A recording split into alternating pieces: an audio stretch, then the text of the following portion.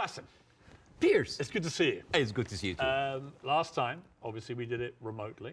Yes. You were here. I was in London, and you complained that it was an unfair situation. You couldn't see me. Your earpiece kept falling out. Yes. So I thought, okay, fair enough. I hear you. I got on a plane. I flew 6,500 miles. And not only that, we're doing it in somewhere that is very familiar to you. It's the Comedy Store in Los Angeles, where you performed many times as a stand-up. So I've done my bit. You did. But actually, this is not the first time we meet in person. No. We did originally in London last year. And I know that many people are watching this for the first time. I would know this, but like I would really love to tell the story of that moment because I was having a tour in the UK and Europe, and I was doing my English stand-up. And one of my advertising promotion plan was to come on your show. So my agent called me, it's like, Bاسم, you're going to be on Piers Morgan. I said, damn. It's like, what's wrong? It's like, well, Piers Morgan blocked me on Twitter. I did. And he said, like, what did you do? I said, well, during January 6th, the insurrection, you tweeted something about it. And I was so angry at what's happening. And I remember you having you and Donald Trump in a picture. And I said the guy who had Donald Trump with him, whatever. and then I used, like, very harsh words. And, of course, you blocked me. So and then I said, like, does he know? I don't know. Does he know? I don't know. Does he know? I don't know. So I walked into the studio. And the moment I was, like, being seated and they're preparing before we go on air, and you said, oh, hi, Bاسم. It seems that you have more followers than me, but it seems that I blocked you. Why? And I told you. And then we said the story on air. And it was funny because I made the joke, I was like, you have always been standing against cancel culture, and you just canceled me on Twitter. But we agreed that this is not canceling because this is your own space and you're free, but now you're unblocked me, and we're here. And we're here. And it was, and actually we agreed about January the 6th, by the way, just for the record. I was, done about you, maybe you weren't surprised, I was completely staggered by the response globally to our interview several weeks ago. Were you taken aback by the scale of it? Yes, of course, but I understand why. For many years, the media covering the Middle East has been showing a certain point of view. I'm not going to say bias, but I would say it did not allow certain voices from the other side to be heard. And that is why you see the frustration. Whenever you speak to people in the Middle East, they tell you the same thing. They're not very happy with the coverage of Middle East because our voices are not heard. Now, I am the least qualified person ever to talk about this conflict. And yet, just because I relate some of the talking points that we say and we hear the whole time, people felt heard. And when people have this feeling, they're happy. They have this response. They say, like, oh my God.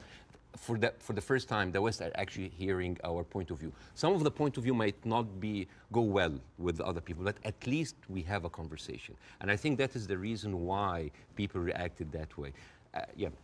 It's such an incendiary subject matter. I've never seen social media so ablaze with hostility on both sides.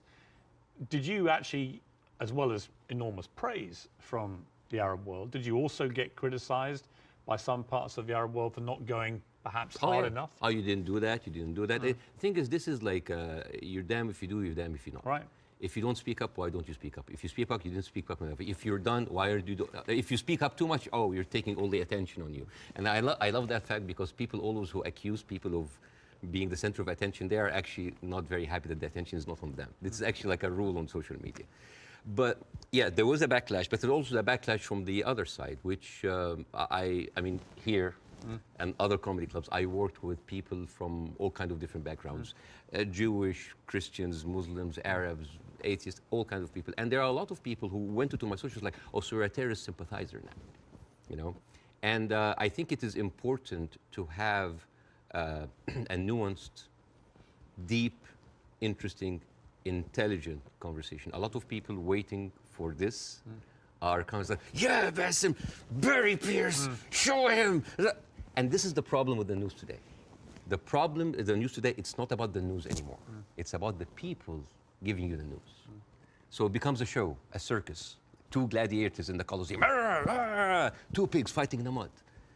And this is why people don't get anything out of it. It's a circus. You know, one of the things I heard a lot was, who is this guy? And they weren't talking about me. Sometimes I wonder. Now, obviously, you're very, very well known in the Arab world. You're known as the kind of, they called you the Arab Jon Stewart, and you're well known in America, but you weren't that well known, for example, in the UK. And I think what this interview did, it made a lot of people think, wow, all right, this is incredible, but tell me more about Bاسم Youssef. And I did a bit of research into your life, and it is a fascinating journey that you've gone on to get here to Los Angeles. And I think it's worth just taking a little beat here to talk about this, because you began in Cairo as a heart surgeon. I mean, that was your career path. Yes. And, yes. And you were a heart surgeon. I was a heart surgeon until, I spent 19 years in that career, 7 years in medical school, 12 years as a practicing doctor. And 2011 happened, and the revolution happened, and I had my own show on YouTube. I did like small videos. Well, I'm going to come to this, because I was by coincidence, I had just joined CNN to replace the great Larry King.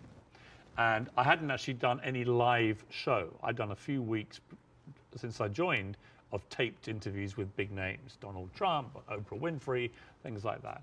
And I was flying back to Los Angeles when I got a message that Egypt was going up in the start of the Arab Spring.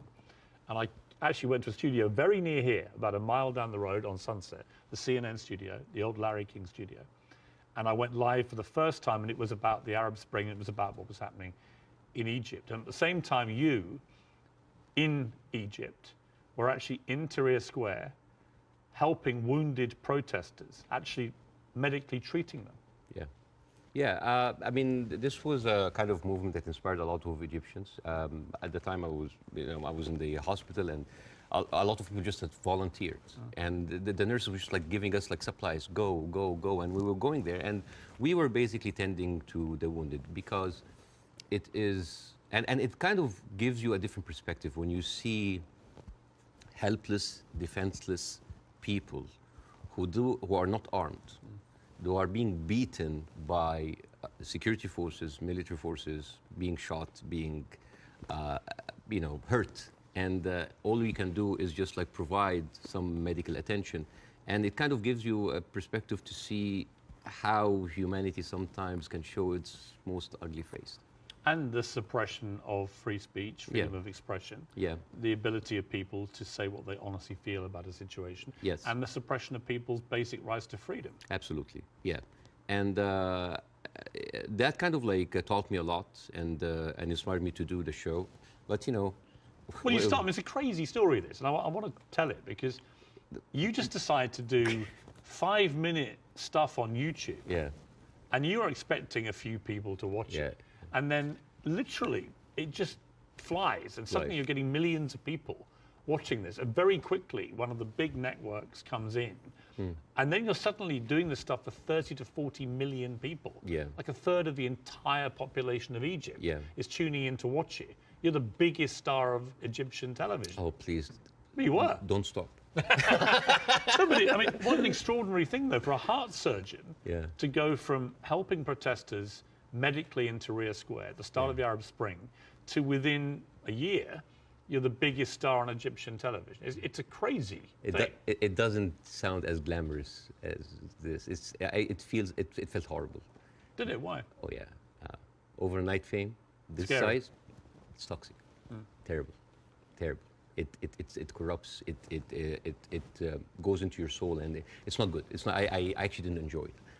And the worst part about it is that like you're trying to do comedy in very controversial climate about very controversial issues. So you'll never satisfy people. And the problem is that people have these expectations. Oh, if you are successful in this, you must be successful at solving this.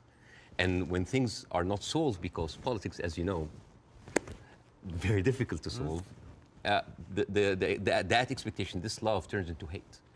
And this is one of many reasons that I had to leave, and I came here eventually. Well, let's just take people through what happened, because they probably don't know, a lot of people. So during the presidency of Mohammed Morsi, who was a democratically elected Islamist, you had relative freedom to start, but then the more you went after government propaganda, the more you stood up for the people against the government, then the trouble started. Morsi wanted to shut you up. You eventually get dragged through the courts. For one day, It was a warrant for my arrest, and then I turned myself in, and I was interrogated, and it was the funniest interrogation ever. And in my stand-up shows, I talk about that scene. Because the guards were reading the stuff out and laughing, right? Well, the guards were taking selfies with me, which is funny. Right. the exchange between me and the prosecutor, general prosecutor, was extremely funny. I mean, I don't like to victimize myself. I don't like, oh, look at that. I actually like to find humor. But why were you arrested? What was the criteria? Oh, yeah. I think the list was insulting Islam, insulting the president, spreading false rumors, and disrupting the fabric of society. And it was, I think the people in the room didn't know what to do with me because they ended up discussing my jokes. So it turned into a writer's room. And I was kind of like, how do you think we make this funnier? And it was the funniest exchange ever. And after 6 hours, I was let go. And was it scary, though, at the same time, that suddenly the machinery was getting a grip of you? Because it was to get a lot scarier. But was it in that moment when you first got arrested, you thought, I'm being arrested for breaching my freedom of speech, right? For some reason, I just like went with the flow. I went to the interrogation wearing the big hat. I went to the show. It was just, I just wanted this to be a farce because I just like, you're really coming after the comedian. And I just tried to enjoy myself, but deep inside I was dying. Well, you actually, it gets serious enough where you may have died because actually Morsi gets, of course, deposed. In comes General El-Sisi in a coup, a military coup, and he doesn't find satire a laughing matter, particularly when the jokes are about him. You get blocked. They literally block your show from airing. I aired one episode, and it's interesting. This is a very interesting story because the first episode that was aired after the removal in the Muslim Brotherhood, everybody was waiting to see what I would say. Because by that time, all of the Islamic channels that were, I mean, like me and Islamic channel, like it's like they had 5 channels and they were like me and them going like that. They had like 5 channels that have only 1 hour a week. And then they were removed. And then a lot of the other dissident voices were also being shut down. Now, people are waiting. What will Bassem say? And on the day that the show aired, the next day I went out and everybody's like, good, at least somebody is speaking. It was a very controversial episode. Nobody liked it. And yet everybody liked it because people said like, you're supporting the coup. No, you're the Muslim Brotherhood. Everybody accused me of something. All I did in that episode was just being a mirror of what is happening in the street and showing them how ridiculous it is. You didn't take a fixed position.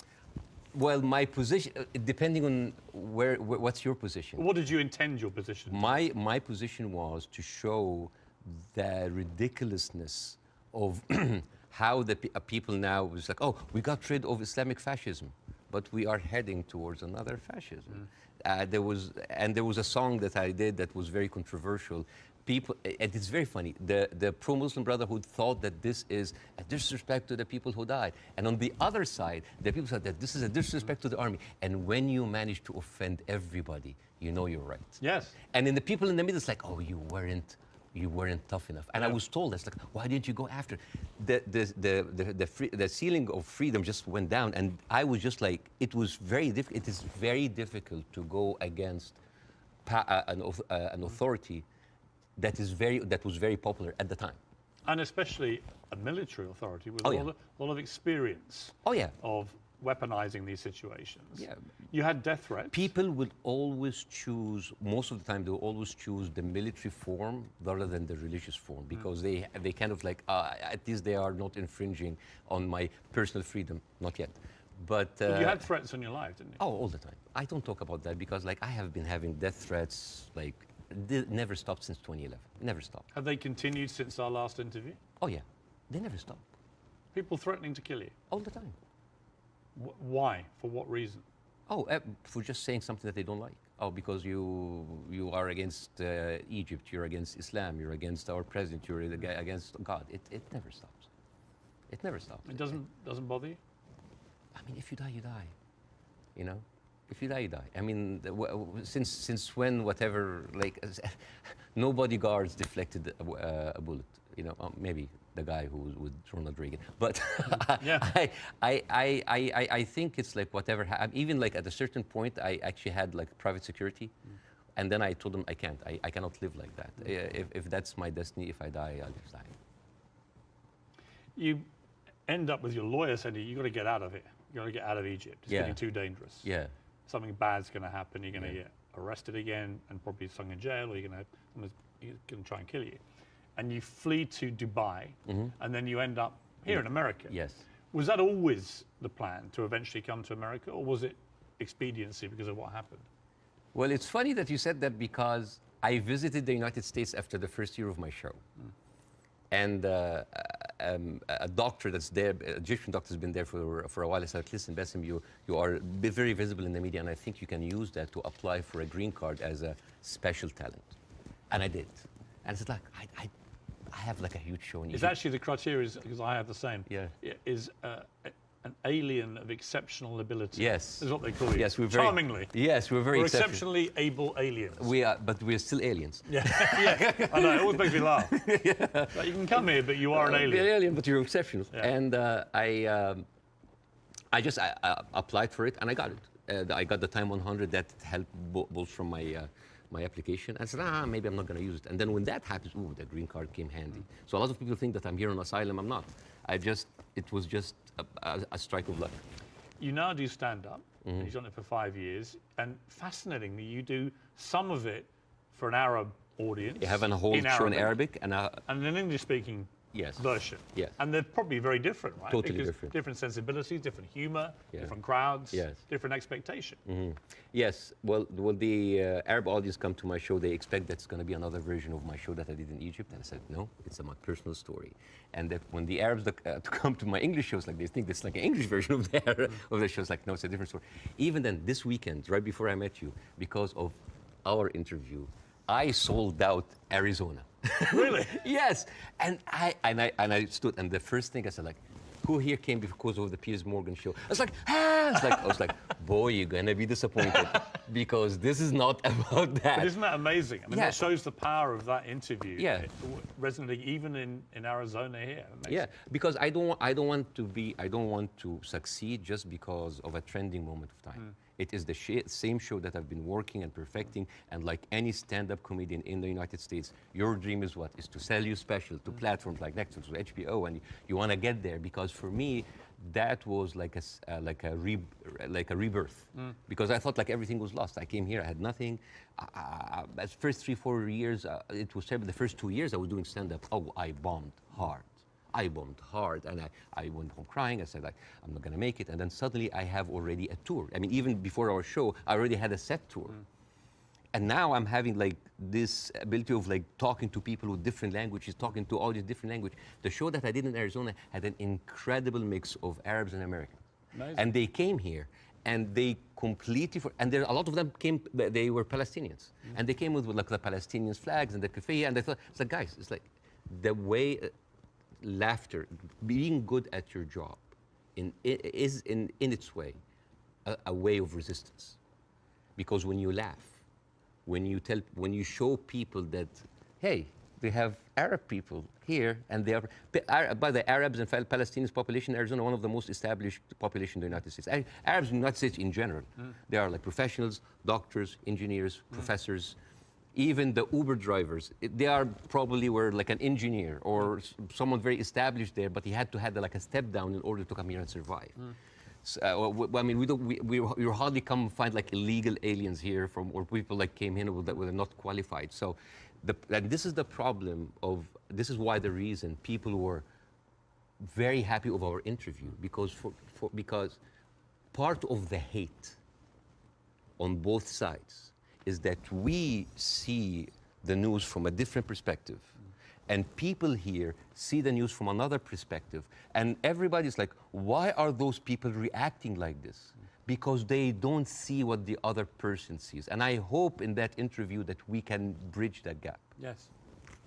Before we, can I Yes. show? Okay, so this is a gift from me and my wife. This is olive oil from the West Bank. Ah, Whenever I go to Jordan a lot, but my wife also ask for the oil from the West Bank. it's very good. It is the best oil ever. And the thing is, the olive trees, they survive up to 600 years. And they are passed from one generation to the other. And it is like a family heritage. And the way that you do it, so this is za'atar. Za'atar is basically thyme, and you add to it sesame and a bunch of herbs. And the way that you eat that, you take like a piece of bread. We don't have to do it now, maybe at the end of the interview. Yeah, we'll do it, yeah. And you soak it a little bit in the oil, and then you take the za'atar. And I'll demonstrate here. And then here. I love it. Well, I love Arabic food. So at the end of the interview, you're leaving with this oil. So I will take that. It shows that. Well, yeah. thank you. And it's very kind of your wife. Thank you. Thank you very much for me. Well, I'm the one who bought it, but it's okay. Obviously, you started the last interview with, I mean, I would argue savagely dark humour involving your wife. How you've been trying to kill her, and she was using your kids as human shields and stuff. And I'll be honest with you. And I'm still trying to. But you know what? When I failed, you know what I did? I went out to the house and I just like randomly slapped other neighbors. So, it's interesting. By mistake. Now, this time I'm ready for you, okay? This time I'm ready for the humour. Oh, you're ready, okay. No, but it's interesting because last time I was very taken aback. And I remember thinking, as you were doing this right off the top, I remember feeling very uncomfortable, unusually uncomfortable, and thinking I didn't know how to react to that. I didn't know whether I was supposed to laugh or be silent, and I sort of ended up sort of slightly grimacing, half laugh and listening. And then I realized it was very powerful what you were doing. It was satirical, but it was savagely satirical and extremely effective. And that's why I think the interview did so well. But I'm not going to pretend that I found it easy to listen to it or to react to it, because I didn't. You know why? Because all I did was just take the talking points that's been in the media, not just for after October 7th, all through the conflict. It's always like, we need to kill it. All right. You need to kill 5? No, kill 10. You need to kill some? No, kill all. This is what satire does. You take reality, flip it on its head, exaggerate it, and then you can see how sometimes very uncomfortable and even sometimes stupid that sounds. Because I was just reacting to whatever the media is telling me. It's like, oh yeah, okay, let's do it. There's no pushback. So suddenly, the person who's proposing the most extreme measures is like, oh, we'll take it, oh no, that's too much. So that was like a very simple technique. I just took the talking point and just exaggerated it. It was devastatingly effective, I thought. Yeah. First, before we go any further, how is your wife's family? Because she is half Palestinian. Yeah. Are they okay? They're good. They're good. They are safe for now. Yeah. As like the last week, there was no internet, as you have. Yes. You know, I saw you tweet at the IDF. It's like, how can they know? You know how many views that tweet's had? Nearly 40 million. Yeah. Me just saying, how are they going to see this message if you've cut the internet off? Yeah. I'm wondering if the IDF's like, why aren't the Palestinians liking my tweet? Because they don't see it. Right. No, but I thought that was a perfectly correct assessment of it. Yeah. But the reaction to that tweet I did was enormous, as everything is in this thing. And I had a lot of people say, finally, Piers, you get it, right? Finally, you get it. And I wanted to say, listen, I'm trying to reach a place where I get this, but it's an incredibly complicated issue for someone who is not Arabic or Jewish to poke their head into. And I've had to cover it as a journalist for a long, long time. I think I said to you before that I was editor of the Daily Mirror in England when we opposed the Iraq War, for example. So, you know, I have taken stands on this thing. On this one, I find, I'm going to be completely straight with you. I discussed this with Jordan Peterson this week, and he did a pretty incendiary tweet in which he said, give them hell, Netanyahu, enough is enough. And he was actually very self-reflective about that in the interview we did this week, where he later issued a 20-minute video, because he said sometimes a one-line tweet can be unnecessarily inflammatory to people. Much better to take time to explain it. Here's where I've got to with this conflict now. I viewed what happened on October the 7th as an absolutely appalling atrocity, a terror attack of unimaginable horror. And I absolutely think that Israel has a right to defend itself from the people who committed it, Hamas. And I've questioned for the last 3-4 weeks, what is a proportionate response? And I have said repeatedly, I don't know the answer. I want people who have a view to have a view about that. And I'll ask you again, about where you think we are with this. I also acknowledge that Hamas live amongst civilian population in Gaza, and therefore if you do what the Israelis are currently doing, which is a ground offensive into Gaza, a lot of civilians are going to get killed. And at what point does that become disproportionate or even illegal? And I don't know the answers to those questions.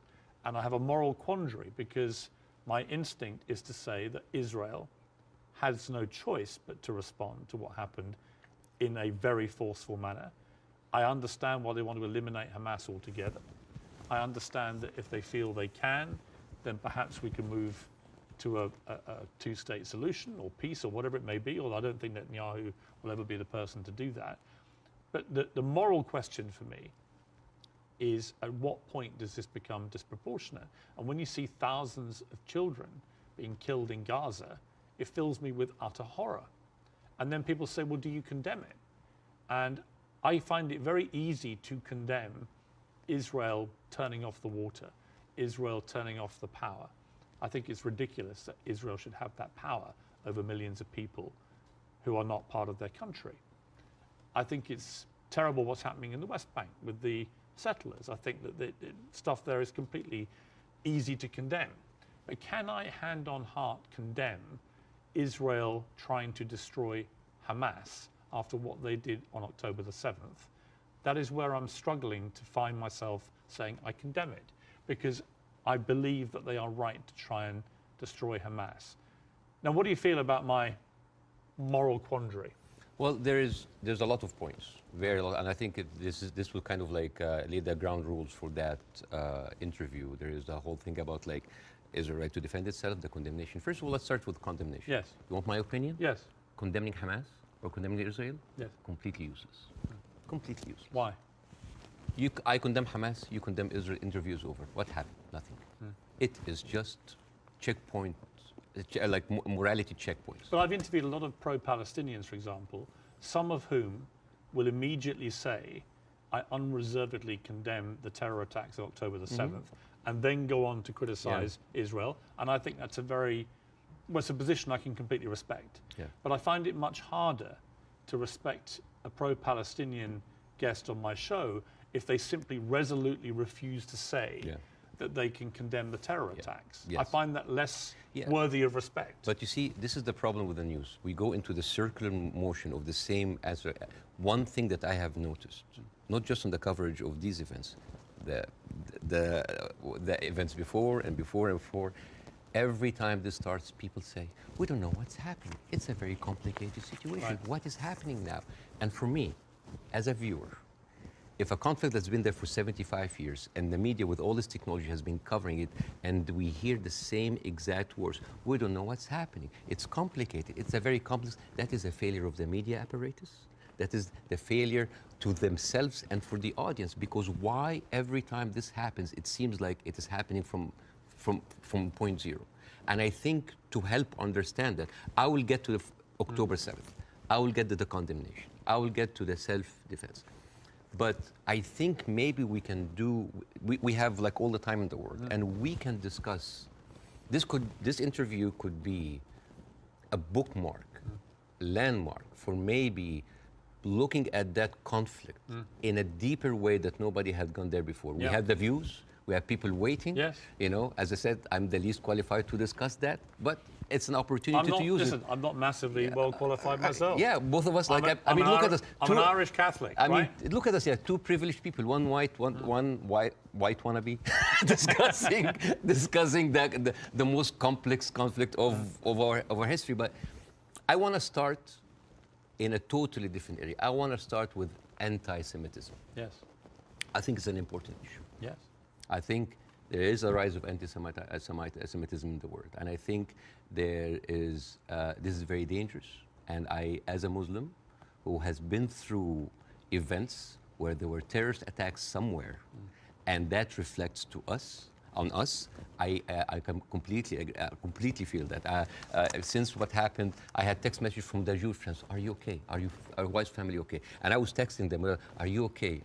And I think it is very important to agree on the language, because the word anti-Semite has been used and abused, and most of the time not for the good interest of the Jewish people.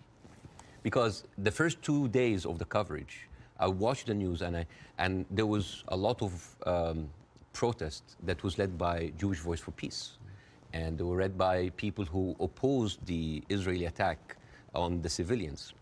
And I remember quite well, many of the Republican representatives in Congress came out and they were calling these the global intifada, the global jihad. I love it when they say jihad. They sound like a horse. Jihad. It's very funny.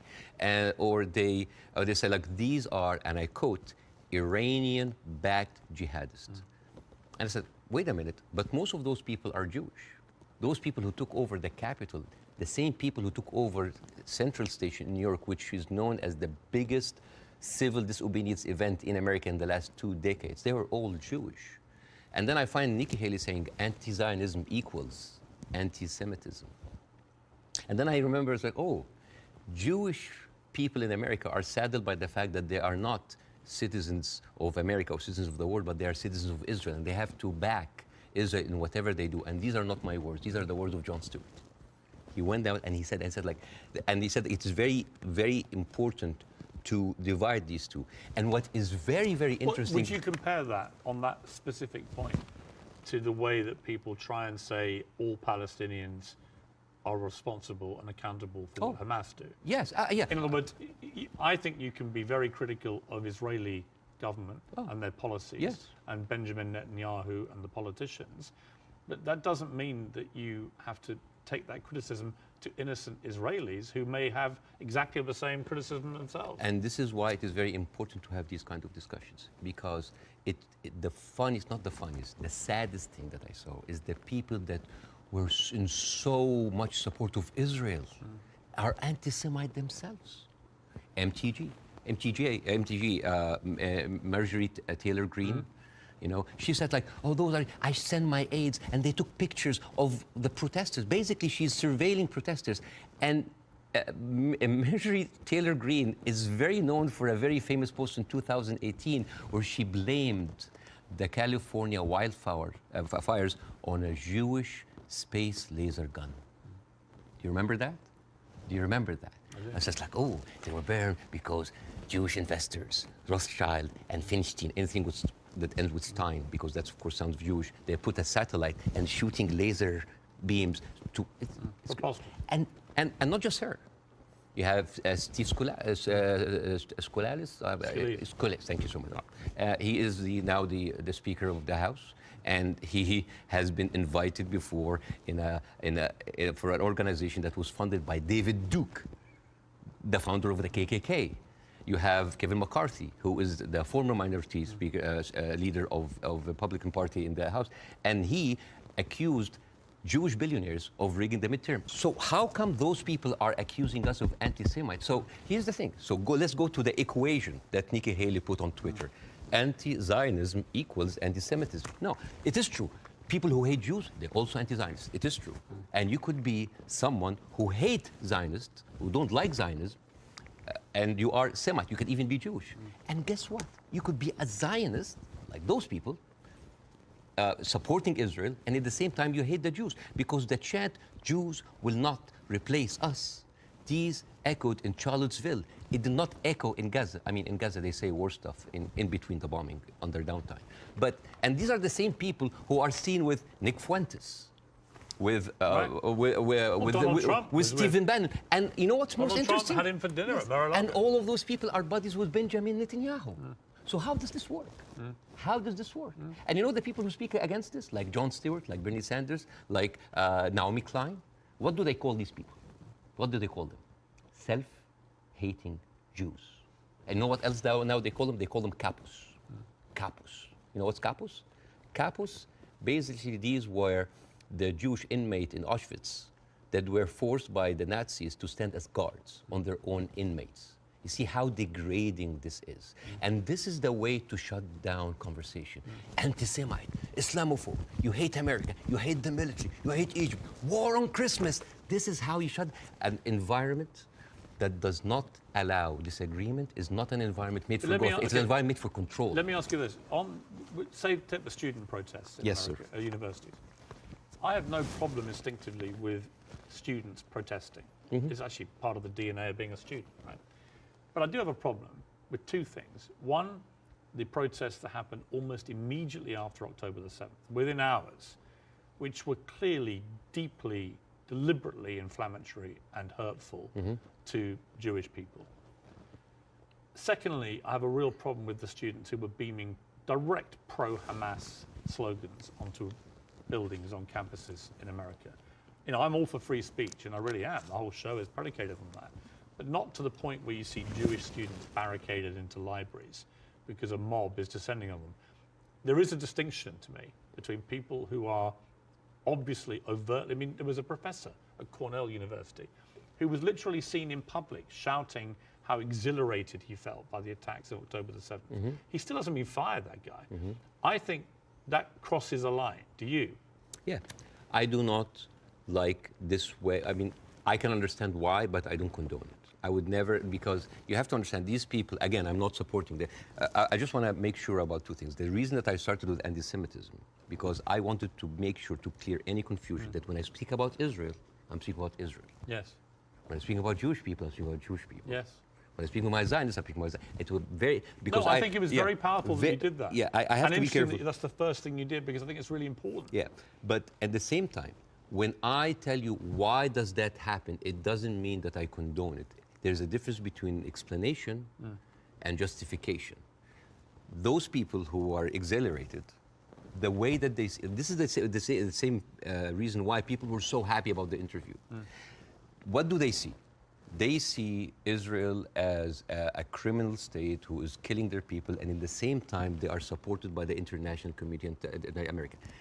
They have no guns, they have no superpower backing them. All they have is just a feeling of happiness, like, yes, our enemies that we cannot touch them has been hurt. All they can think about, that these are their enemies that have been hurt, right? I'm not condoning this, but again, like when people were celebrating terrorist attacks, you know, against Western targets. Of course, I don't condone that. But why? Because those people has been, from a very young age, what have they seen? They're not being heard by the media. The plight and the suffering of the brothers in Israel, in Palestine, in the Arab world are not being heard. People in Iraq, you know, like when America and Britain invaded Iraq, right? What the Arabs saw? It's like two superpowers are coming in on just regular people. So whenever there was like a bomb or like an attack on American troops, people would celebrate. Yeah, they're our enemies. Emotions are very inflammatory, and it is not right. But those people had nothing else. All they can is just like shout. All they say is like to rejoice. It is not right. Again, I'm explaining why is this happening, because it's like, yeah, if I cannot get you, I'm just gonna scratch your eyes. I'm gonna scratch your eyes because you've been beating me all the time, and you have the whole international community backing you up, and all I can do is scream. Is it right? No. But it is understandable. Again, it's not the right thing. But no, it's not like understandable. It's like, oh, no. But again, it is an explanation. Now, hate. And again, this is another way why this has been magnified in the media so much.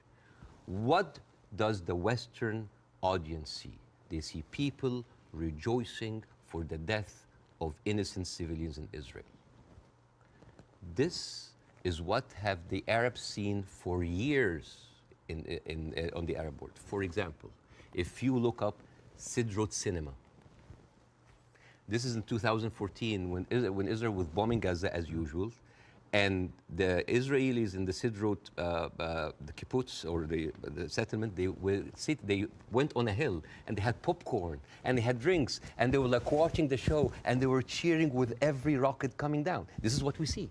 Western people didn't see that. Well, somebody found a tweet actually of mine from 2014 in which I said, at what point does what Israel is currently doing to the Palestinian people become terrorism? And because I've always said, you know, I've spoken about this a lot over the years, and I've always tried to be extremely fair-minded, albeit nobody really wants you to be fair-minded. They want you to take a side. But that was clear that my thinking back then was that they were absolutely overstepping Absolutely, the mark. absolutely. But again, to the point of rejoicing. No, I know what you mean. Yeah, but like if you, for example, Google the wedding of hate. This is like a Jewish wedding in Israel where they were celebrating the arsons and the burning of Palestinians. But to be clear, I've seen lots of videos. No, but like, I'm not talking to you, Piers. No, I know. I'm talking to the Western audience because I want to see, like, I want to say, like, this is what they see. I mean, for example, there is a very famous video for Samuel Abu Za'anin, who is like a young kid that he was shot point blank by an Israeli soldier, and he was not allowed to have any medical attention. And as his dead body was being put into the ambulance, the Jewish settlers were cheering. So for an Arab audience, this is what we see every day. So when they see, oh, we heard them back, we heard their people like they heard back, it is not right. But this is what hate does. It escalates, it feeds each other. Radicalism feeds it. It is terrible, and it is just like a vicious circle. So I would like to do something that is very interesting tonight. When I invited Jon Stewart to my show, as much of like a reception that if you see on the YouTube, people just like, we had to cut the 5-minute standing ovation for broadcast. People were on their feet for 5 minutes. They could not believe it. I remember Jon Stewart telling me I could never imagine that a Jewish guy from New Jersey would have that kind of reception in Cairo. And yet, on the internet, people who would have, what? You brought a Jew on your show? Why you are with a Jew? Yes, hate is there. Yes. So, and the thing is, like, why we do not see each other, people in the Middle East, people in the West, that we do not put ourselves in each other's shoes. And I want to do something very interesting today. I want to give, I like telling stories. And I'm going to tell you a very nice story. This is the story, surprise, surprise, of the suffering and the plight of the Jewish people. And I want to say that because it is very interesting when you see the trauma and the suffering that the people on the other side went through, you might understand why they're coming. So this is, see this? This is a map of all of the history of the expulsion of the Jews in Europe. They've been like, I have never seen a minority being kicked around this much, right? And of course, this comes back to the, the whole idea about the original sin, that you have betrayed Jesus Christ. The blood of Jesus is on your hand. And then comes the 11th century. At that time, Jewish people were not allowed to own land. They were just peasants. Even some of the professions they were not even allowed to participate in. But they were allowed to do one thing, usury, money lending, because it was prohibited by the Catholic Church to engage into that. So what happens when you work in money? You get richer, right? And those Jews lived in ghettos. Now, ghettos was not just like isolated neighborhoods in cities. Sometimes ghettos were outside the city. This is like how isolated they were. And in those ghettos, they have to pay gold to the mayor or the governor or the prince or the noble. So they would see, you're getting richer. I need more taxes. So they pay tax. What happens when you have a business and they increase your rent? You increase your service, increase the taxes. So what happened? The Christians started to default. And suddenly, the image of the greedy Jew was created. Shylock, merchant of Venice. If it will feed nothing else, it will feed my revenge. Like never did I see a creature I can't remember that. Never I saw like a creature that looked like a man so keen and greedy. Confound of a man. English. I messed it up. Anyways, but this was the image, greedy Jew, the greedy Jew. This was created because of their conditions, and it became worse in 1095, when Pope Urban II called for the first crusade to go and save the birth of Jesus from the unbelievers Muslim. And this crusade did not kill a single Muslim. You know how many people they killed? 2,000 Jews. Because it's like, wait, the non-believers are all over there. Why? So they went to it's called the Crusades of the Rhineland. So they went to the Jewish community because, hey, we own the money, so let's kill them better than paying them. And then came the plague. And then all of the things like, oh, they're killing babies, who would do that to a baby, And they accused them of poisoning the well. This was the kind of oppression that the Jewish people went through. Fast forward 19th century, there was like the Eastern Jew in Ukraine and Russia, and there was the Western Jews in Europe. Those people in the Eastern Jews had to immigrate because there were pogroms and they were like, kicked out.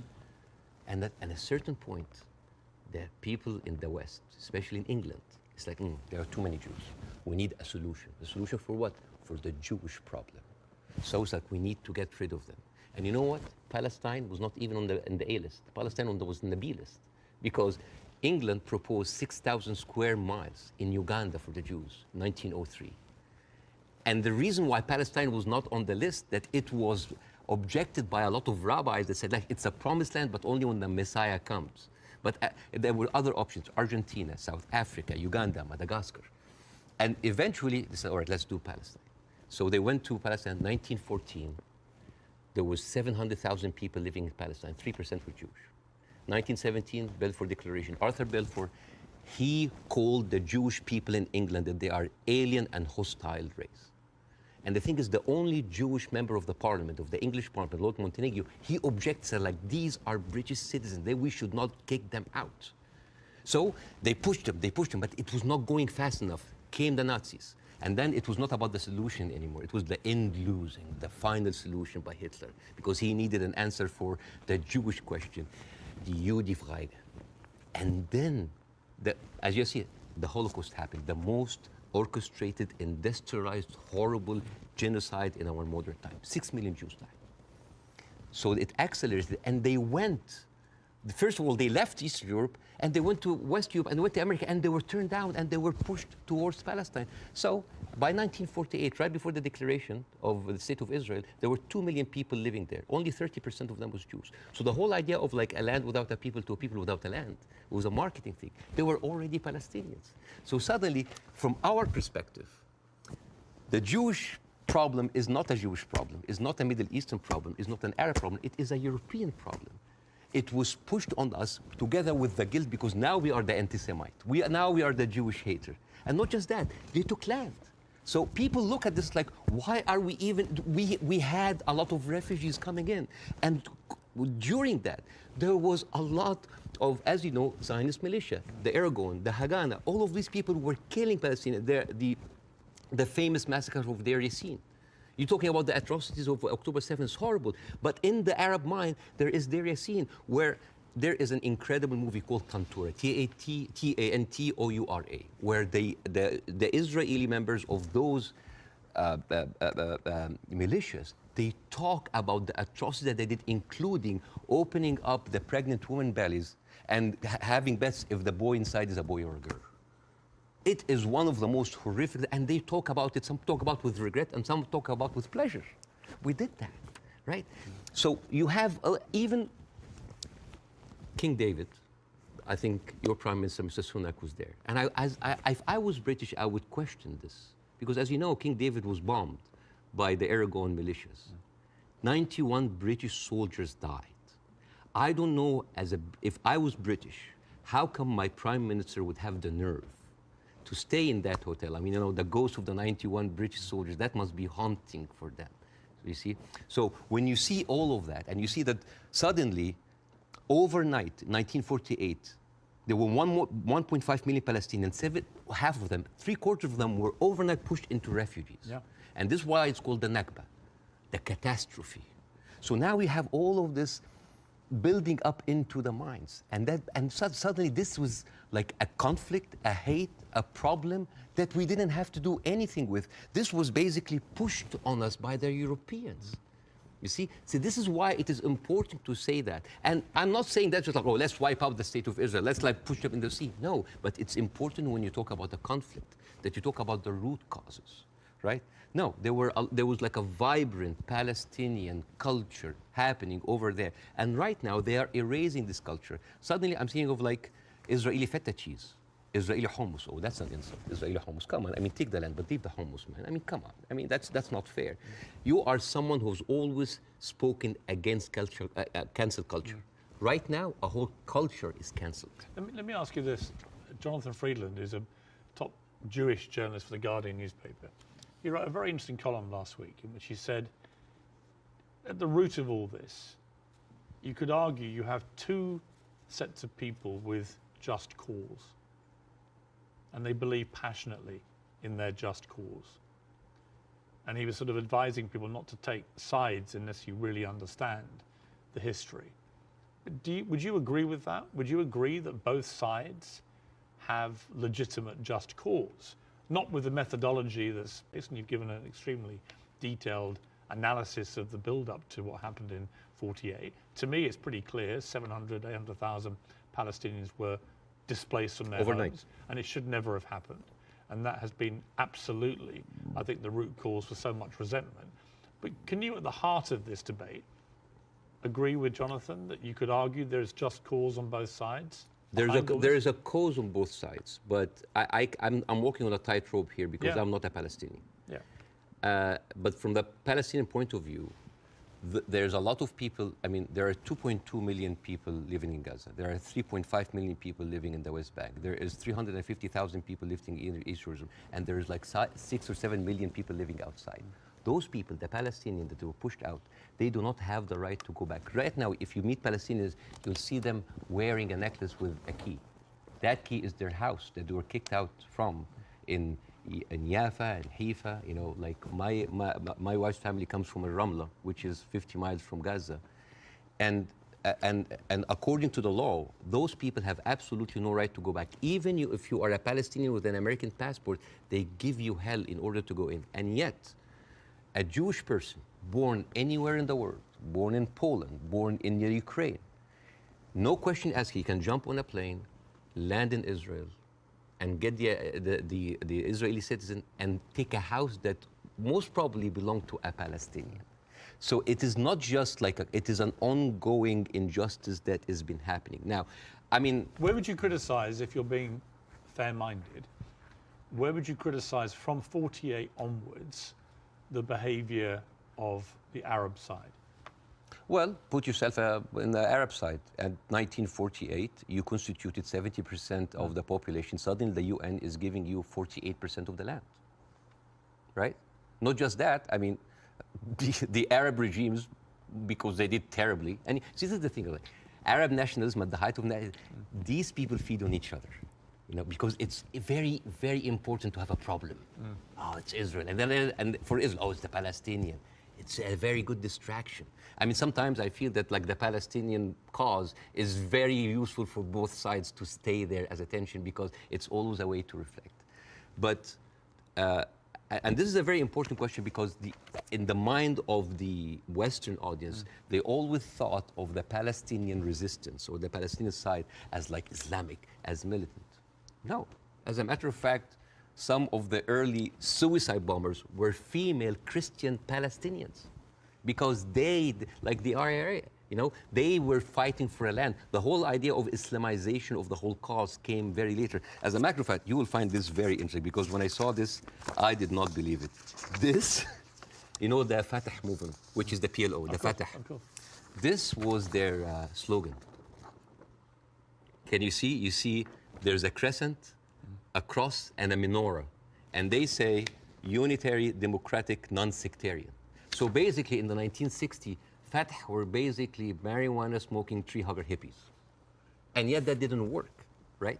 And the thing is, I always hear that like Arabs were giving so many chances for peace. That is not true. As a matter of fact, all along history, Israel didn't give an inch of land by peace. 1973 war, they gave back Sinai because Egypt like initiated the war. 2006, they went out of south of Lebanon because of the resistance they have. Even the disengagement of Gaza, they didn't do it out of the goodness of their heart because they had too much casualties. And even the Oslo Accords, the peace treaty, the one that Isaac Rabin and got the Nobel Prize for, they did it because of the Intifada. So what is the message that Israel is giving to the Arabs? I will never give you anything with peaceful resolution. You will always have to fight for it. Do you not think that, for example, I mean, Bill Clinton feels this very strongly, that there was a great deal to be done, and Arafat, just in the end, having indicated the whole time that if we got to this place, there would be a deal, just walked away. That was the closest that everybody came, and that actually, I mean, could Clinton have done any more than he tried to do then? I am not Again, that's why it's very important to have people who are much more qualified than me to talk about this. But two things I can say about that. Number one, the whole thing about the Oslo Accord, there was a video for Netanyahu who was talking to the settlement offer in 2001, and he was bragging about sabotaging. He was talking to us like, I sabotage. It's like there was going to be no peace. Yeah, you've seen that, right? Yeah. And in that video, if you remember, when he was saying like you have to hit them hard, 2001, no Hamas at the time. They were talking about the Palestinian Authority. We have to hit them, we have to kill them, we have to make them feel the pain. And then one of them says like Bibi, but wouldn't America kind of just like, so what? The American public is easily manipulated. 80% are with us. It is absurd. And as a new American, where I can have the privilege of being retrospectively angry, I said like, this guy is mocking the government and the people who have been with him all the time. It's like, oh, they can be easily manipulated. They can do, and even, by the way, even Isaac Rabin, the one who actually did the peace accord, he was known famously, say, the way to actually beat those children is to break their bones, called the broken bones policy. They will like get those kids and break their bones on the pavement. So this has, the whole idea about like Israel wanted peace and Arabs only wanted to fight is a very, very bad representation. I actually think as it's gone on, the genuine will on both sides for peace has not existed. No. I think it's been a deceit to the world. No, I'm sorry. And to the relative groups of people on both sides. The official... And actually a betrayal of them. The official stand of the Palestinian Authority, and again, I cannot speak, I mean, it is very difficult to do this. The official stand of the Palestinian Authority is that we are just happy with 22% of the land. Just give us like that. Yes, there are people that dissent, but the thing is, you cannot just say, okay, let's talk about peace. And then you take away my land. Let's talk about peace. And there's a kind of like passive aggressiveness happening. Oh, let's talk about it, but I'm going to build settlements. I'm going to suffocate your cities and your villages. See, I think that has been incredibly inflammatory. Yes. Worsening the situation. I think putting back the chance of peace. I mean, Netanyahu, I interviewed Netanyahu earlier this year in the middle of the big social protests in his own country. And I couldn't understand what he thought he was doing, except that it seemed to me political expediency, that he had to get power, again, he had put a bunch of right-wing headbangers into his cabinet who have incredibly bad records, speak in an incredibly incendiary way about Palestinians, for example, and that he did this for power, and then he launched, because they were pushing him to do it, a ridiculous assault on the integrity of the Supreme Court, the independence of the Supreme Court. And many Israelis rose up. So Netanyahu has become, to me, a big problem. Right, and the people, all the polling shows that. Israeli people are very unhappy with Netanyahu. I don't think he's ever going to actually want to forge peace. And in fact, I think he was instrumental with Hamas in wanting to keep them in power because he felt that that would create the split with the Palestinians, with two political groups, and that would be good for Israel. And it was leaked in a Likud conference in 2019 that he was bragging about giving Hamas money because this is a way that we can keep Palestinians divided, and yet we'll never have one. So this is a guy who was. But look, we can agree about Netanyahu, I think. No, right? But not just Netanyahu. There's a book. And I would say most of his cabinet. There's a book called The Fear of Peace. It's by Moshe Zimmerman. And he's an Israeli historian, and he said, like, the average Israeli citizen does not have a vision of peace. Because for 70 years, this is a country that has been, the war has been going on for, they have been expanding because of war, the military is taking over. So the whole idea of peace is not even there. It's not just Netanyahu. Like you have, I remember you have interviewed Naftali Bennett. Yes. And I think you tweeted that like that was like a very kind of reasonable take.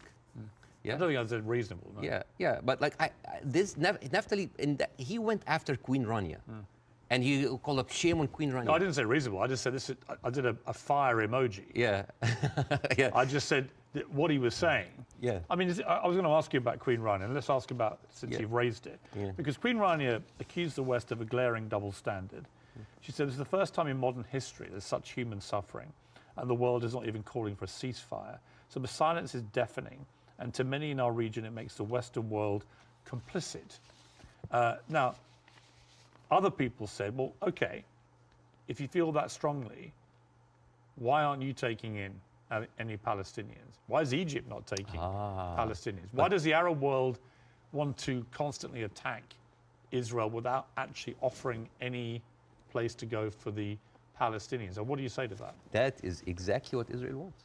And that is exactly what might actually starts Third War III. This is the war solution. These are their lands. And then suddenly take them. Why? So they've been basically kicked around from their homes. And now another country should take them? You see what will happen? Imagine this. Now, and because Israeli official has been talking openly about this. It's like, why don't they just go in Sinai? Why they go? You know what would happen? Those people are going to be pushed in Sinai. And with any population, 2 million people, they are living in refugee camp. What do you think will happen? Unrest, chaos. And then after a few years, the Western media will come with their cameras like, oh, look at those Arabs. Oh, they're killing each other. Oh, Israel is good that they got rid of them. And then they will go to the West Bank. And suddenly those 3.5 million people push into Jordan. The whole idea, why does Jordan take them? Why does Egypt take them?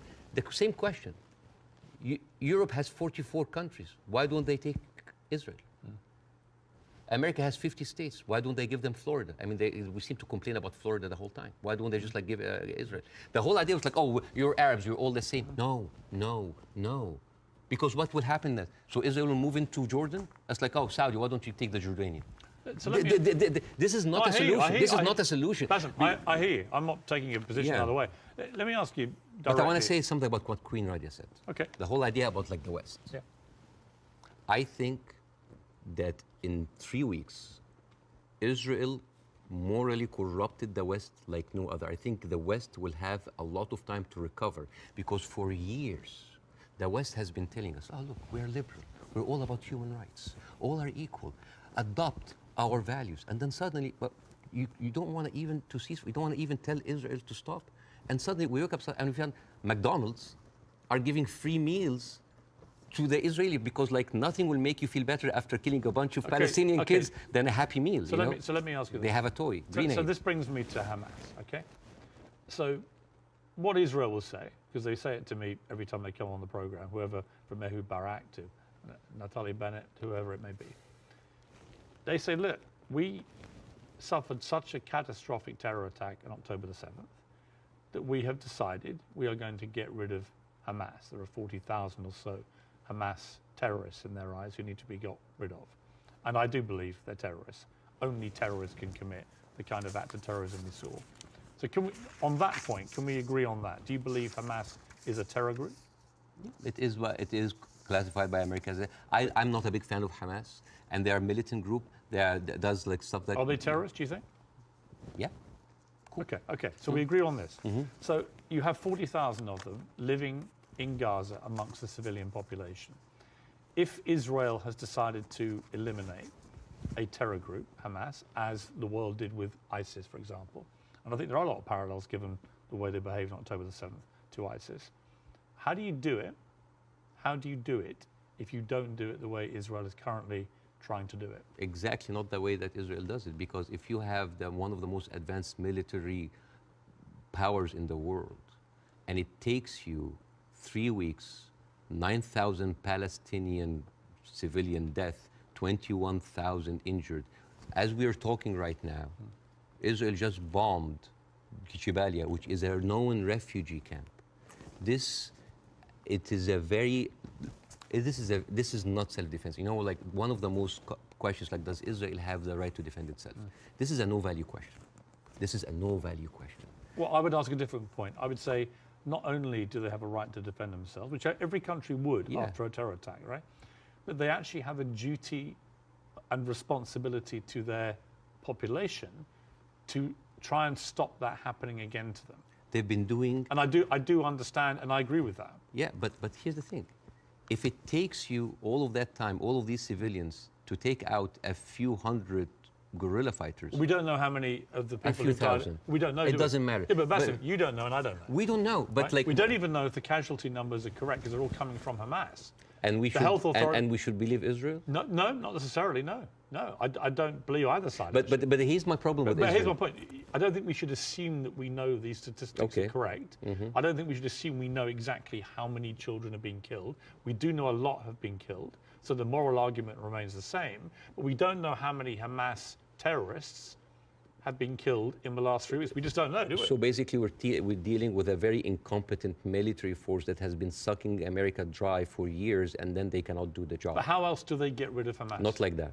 How do they do it? I don't know, but not like that, because they've been trying. But you've got to have another. They have. First of all, I'm not a military expert. Second of all, they've been trying the same thing for years. They go in. This is not an eye for an eye anymore.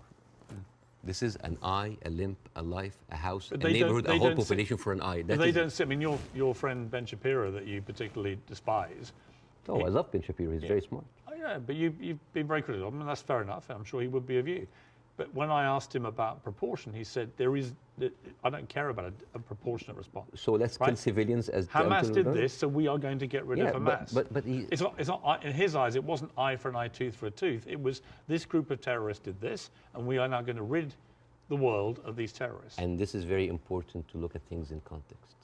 When you see how Israelis talk inside their community, there was a very famous post by Uriel Eritzol. He is the speechwriter of Netanyahu. He said, "What is so horrific about understanding that the whole Palestinian people are our enemies? All of them are enemy combatants. We should kill them, kill their mother, destroy their homes, the homes that they raised those snakes, so no snakes will be raised in this house anymore." And this was reposted by Ali Chaket, which is the Minister of, wait for it, Justice.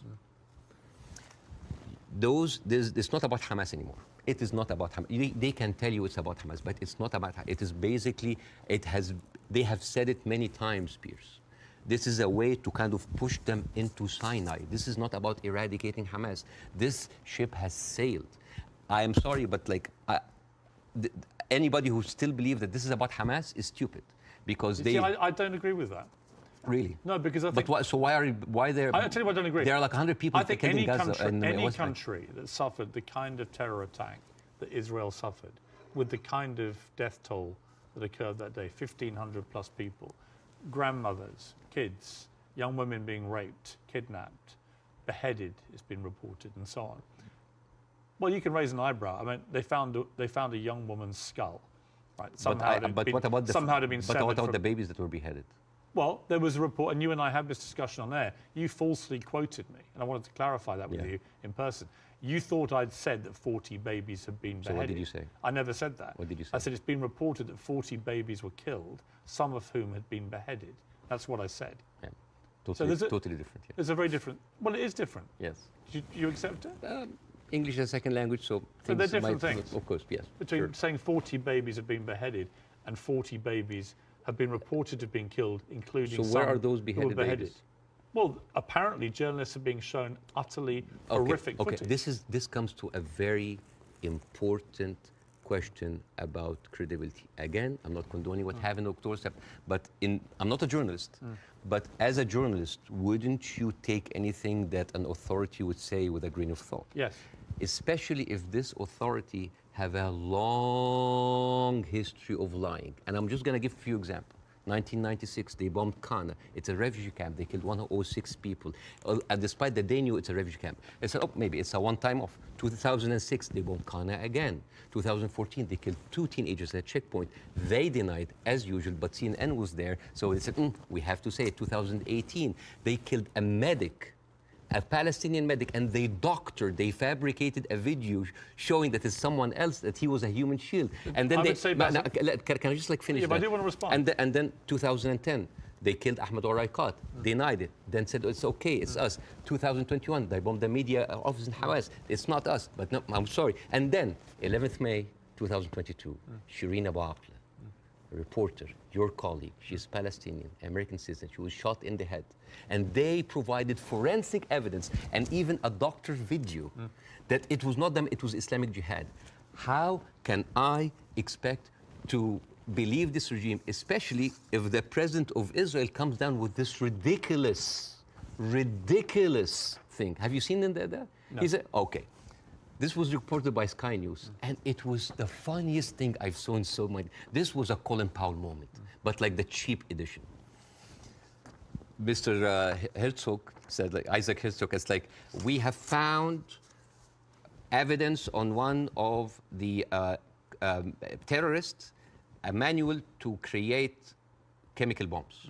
And then he showed this, and he showed, and this is, so I just want to say, why would a foot soldier go into enemy with like a manual to chemical bombing? It's like, is that BYOB, bring your own beer, a bomb? It's crazy. And what he like have like local ingredients to make, and then this is like, this is a manual of Al-Qaeda, of course, conveniently written Qaeda. And let me read it to you in Arabic because this is funny. Which basically say, this is basically like a catalog for self-improvement for mujahideen. I didn't know that they have life coaches. So this, and you know what Sky News said? It's like, we cannot confirm or any of this, but we will show it anyways. So let me respond. So this is like, this is a lying government. So let me respond. Yes. I do think the Israeli government has lied.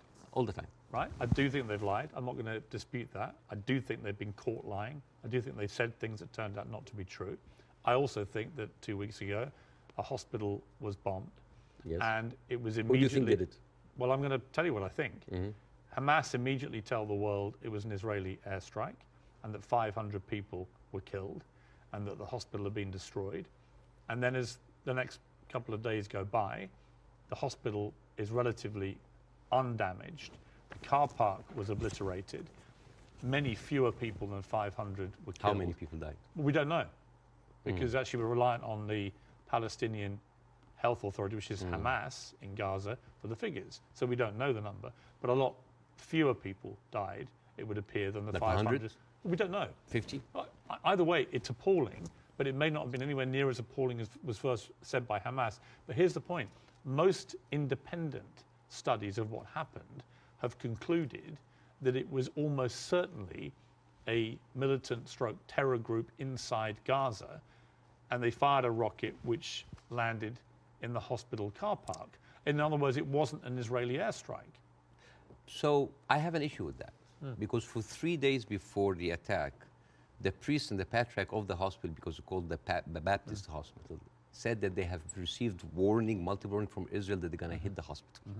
And then at the time of the hit of the hospital, one of the top aides of Netanyahu, he tweeted about like, we hit the hospital, and then he deleted it. And then basically, like Israel gaslighted the world. But It was not us. But that's why I said most independent. No, that's not true. New York Times actually like just published something to prove that it was shot from Israel. And the thing is, No, okay, they didn't, though. Okay, numbers. They didn't. Numbers. Bassem, that's not true. Okay. The New York Times has not reported that it was Israel. No, they said They haven't. okay. That's not true. Over 10 years, Hamas launched 35,000 rockets into Israel. And many failed. They killed 69 people. And 25% military, only part of them were civilians. So over 10 years of 35,000 rockets, they killed 69 people. But in one strike, you want to tell me that these glorified firecrackers caused that kind of damage? Yes, it looks like they did, yeah. Okay. Yeah. And actually, it wasn't the damage that was reported by Hamas, who wanted people to believe it was an Israeli airstrike. So my point would be, I'm happy to concede that Israel government has lied about stuff over the years. But I'm absolutely certain as well that Hamas lie all the time. Why are we holding a militant... I believe, from all I've read, I believe they lied about the hospital. Why are we holding the militant terrorist group to the same standards as the best and only democracy in the Middle East? They happen to be the ruling party in Gaza. So they're not just a terror group, they are a political group as well, a political party. Okay. Well, they are. So the question again comes to this, and so far you've ducked it, so I want to ask you one more time. We can both agree that the scenes in Gaza right now are horrific, because I do feel that. But I don't know how else Israel can eradicate Hamas than the way that they're currently trying to do it. Do you have an alternative for them? Well, again, we are locked in the same thing, what can we do now? But we don't look at what was happening over there. The best recruiter for Hamas is Israel. I mean, you have talked a lot about the horrible condition in Gaza. Yes. I mean, let's imagine like a little boy called Rami. He lives in Gaza.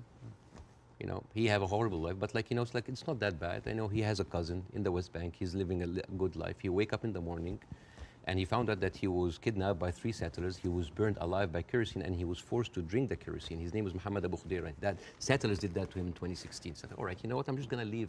I'm going to find a way to go to Europe. His aunt is a published author, and she won a prize in the Frankfurt Book Fair. His name is Adnaya Shalabi. And now she was cancelled because of what's happened, just because of her a Palestinian. His other aunt in America, his name is Amawi. She is a speech therapist, and this is close to my heart because of my son. And she was fired because she did not want to sign for government contract that said that you cannot join BDS, which I don't understand. Why do people choosing to protest peacefully by not buying goods from a certain country? Why would the United States make that its own issue? So, and this guy, this Rami is being approached by like, join Hamas, join us, let's go kill Israel. No, I don't want to kill. I'm going to live in Gaza. It's a life. But 97% of water is not good for human consumption. Half of the population are anemic. Even the is not being treated, and it goes into the shores of Israel. It's like, oh, those Palestinians, it's horrible. Yeah. So, and then he wakes up in the morning. He doesn't think about killing Jews the first thing in the morning. He thinks about being there at 5 o'clock at the first 50 people in the line for bread, because if he doesn't, he will miss the food for his family. And he goes back, and he finds a message saying that we are going to bomb your house. He comes back, he loses his whole family. Now, tell me, what is a proportionate response for that? I don't know. I don't know. You cannot create terrorism and then you. I don't know. You have. They have created this. I don't know is the answer. But Bassam, let me ask you this: Hamas will have known when they perpetrated what they did on October the 7th, what the scale of response was likely to be. How does that help the Palestinian people? I don't know. That they are supposed to serve. I don't know. The wheels are already set in motion. But it doesn't, does it? I do not. You know, I feel sometimes that Hamas is with us in the room, that we are bringing Hamas. Who has the power in this equation? Who has the fourth largest and strongest military power? The whole idea about Israel, it's like, oh my God, the Arabs are going to destroy us. Look at the map. Hamas, well, hang on, hang on. Hamas's stated goal is the eradication of Israel and the Jewish people. Yes. They make no pretense about it. They've made no attempt, unlike the Nazis who try to cover up their crimes. Absolutely. They've made no attempt to try and deny what they brazenly boasted about it. Yes. They are proud of what they did. Right? And they will have known, again, the scale of what they did on October the 7th would have prompted this kind of response, which would have led to thousands of innocent Palestinians getting killed. And my question for you... I wish the 7th of October never happened. Right, but every time something happens. You say Hamas is everywhere. Well, yeah, actually all roads, roads on this particular part of the crisis, and I accept it's been going on for 75 years, this conflict, but all roads in this crisis lead to Hamas and what they did. And not necessarily. Because all roads goes to the condition that created Hamas. If the Jewish people were expelled from Europe and went to Argentina or South Africa and Uganda and went in and took the land, you would have Hamas in all of these places. You and I can agree that the conditions Palestinian people have had to endure in Gaza for a very long time are completely unacceptable. I think it's completely unacceptable that Israel has wielded such control over the people of Gaza, working out who can come in and who can go out, turning on and off water and power on a whim, turning off the internet on and off at a whim, all that kind of stuff I can completely agree with. But given that I think we agree Hamas are a terror group... Okay, let's say... Let me finish my question. Given that we agree that Hamas is a terror organization who have a publicly stated position of annihilating not just Israel, but Jewish people, and as we saw on October the 7th, they mean it. If you are Israel, what do you do to get rid of those people who have shown the world that's exactly what they will actually do if they get the chance? You know what I would do? I would give the Palestinians what they deserve. Terrorism is a virus. Yes? It's a virus. I agree. If a patient with a flu came to you and you're a doctor, how can you treat that patient? How do you treat it as a doctor? How do you do? Well, you're the doctor. You give them nutrition, fluids, and rest. So the immunity of the body gets rid of the virus on its own. If I received that patient with a flu and I took a sledgehammer, it's like, why are you not getting better? Do you think that patient will get better? No. You are weakening him. You are making him worse. Israel did not just weaken the body of Palestinians, making them unable to get rid of hate and radicalism. They have openly bolstered about helping and giving money to the same terrorist organization. So, I agree. I think Netanyahu is complicit in keeping Hamas in power because it suited him politically. yes, And I think you can't get away from that. yes. There's no question of that. But there's also no question that the Israeli government, led currently by him, has to stop Hamas from perpetrating another terror attack. And again, it comes down to this question. What do they do to get rid of Hamas if it's not what they're doing? I don't know. But like as an Israeli citizen listening to this, how come that my prime minister bragging about giving money to the terrorist group that he is using right now to eradicate a whole group of people and yet using them as an excuse? Isn't that weird? This is like but I can agree with this you is about like that. Tony Blair being like found like giving money to Al-Qaeda or ISIS and then going to fight them. How does this work? How does this work? I agree. How does this work? but Bاسم, I agree with so you. yeah, it's a terrorist attack. And Israel is funding them? I mean, this is in the words of Benjamin. This is the thing about Benjamin Netanyahu. He brags about that stuff. So this is a circular question. Yeah, but I agree with you. Hamas is to blame. Who created Hamas? Who's helping them? And who is allowing for an environment for that kind of hate and destruction of Jewish people to aspire? And I think there's something very important to the Western audience here. They think that Israel is a small, tiny country between the hostile Arab countries. The biggest military power in the Arab world is Egypt. They have a peace treaty. Their neighbors, Jordan, they have a peace treaty. Saudi Arabia, Emirates, either like have like full relationship or like on the way of normalization. The only people that, even Syria is not like even like they didn't launch like a single bullet. The only two crutches that Israel has is like Hezbollah and Hamas. A few militant, thousands of militant. Is that really formed an existential like threat, especially if I know that over 13 years, only 69 Israelis were killed? I would say. Would that really wipe out Israel? Is Israel that weak? I think if you have two groups of people who are ideologically wedded to your destruction as a state and as a populace, and you're constantly firing rockets, as Hamas have done for over a decade now, then that cannot be acceptable. You have to stop that, right? These are terrorists who've now shown on October the 7th their true colors. They don't just talk about wanting to kill all Jewish people. They are going to do it if they get the chance. So I don't believe Hamas can possibly stay in any position of authority in Gaza. I think that would be ruinous for not just the people of Gaza, but also for Israelis. So if you're going to get rid of them, which many people think on both sides is inevitable and should happen as a consequence of what they did, the big question is, how do you do that? And I don't know any other way other than the way Israel is currently doing. Hence my personal moral quandary about this. So if a terrorist takes over the Empire State, instead of taking him out, we bomb the whole Empire State? Well, that's the question, isn't it? Proportion. That is not even a question. Well, that was not even a question because that would be ridiculous. You talk about the normalization of the region.